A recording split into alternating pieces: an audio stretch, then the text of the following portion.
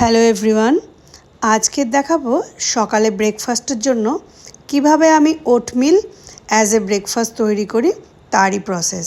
প্রথমে আমি whole grain ওটসটাকে একটা ননস্টিক কন্টেনারে তাওয়ায় ভালো করে নেড়ে একটু ড্রাই রোস্ট করে নিচ্ছি। এটা আমি করে রাখি।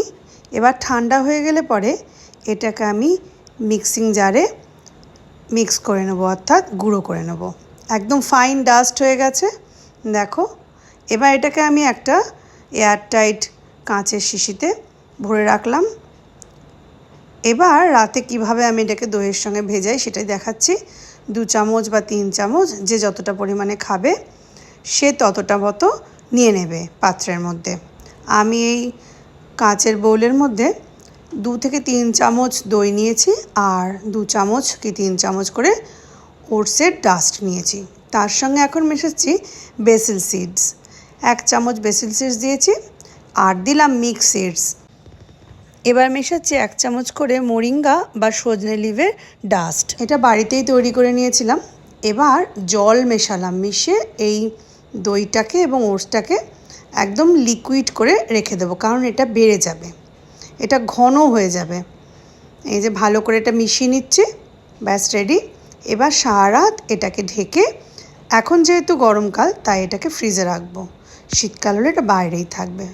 পরের দিন সকালে এটাকে বের করে নিলাম ফ্রিজ থেকে। দেখো একদম ঘন ঘন হয়ে গেছে। যেহেতু কলা ছিল না তাই 2টো খেজুর নিয়েছি। খেজুরগুলো ভালো করে ধুয়ে পিস পিস করে মেশালাম। আর মেশাচ্ছি আপেলগুলোকেও টুকরো টুকরো করে নিয়েছিলাম। এই আপেলটাকে 2টো ভাগ করে একটা গোটা আপেলকে দুজনের মতো করে মিশিয়ে নিয়েছি। এবার দুজনের পাত্রে মেশাচ্ছি বেরিজ, বিভিন্ন রকমের বেরিজ, ব্লুবেরি, মালবেরি, ব্ল্যাকবেরি, বিভিন্ন বেরিজ মেশালাম। আর লাস্টে দিয়েছি রোস্টেড পিনাট অর্থাৎ বাদাম, চীনা বাদাম। এবার ছেলের ওটসে আমি 2 চামচ মধু দিয়েছি, আমি আমারটাতে মধু নিচ্ছি না। ব্যাস রেডি আমার ওটমিল অ্যাজ এ ব্রেকফাস্ট। এটাকে এবার ভালো করে মাখিয়ে নেব চামচে করে। একদম রেডি ফর ব্রেকফাস্টের জন্য। এটার সঙ্গে ক্যারি করাও যায়, খুব ভালো খেতে। তোমরা ট্রাই করো, আশা করি তোমাদেরও ভালো লাগবে।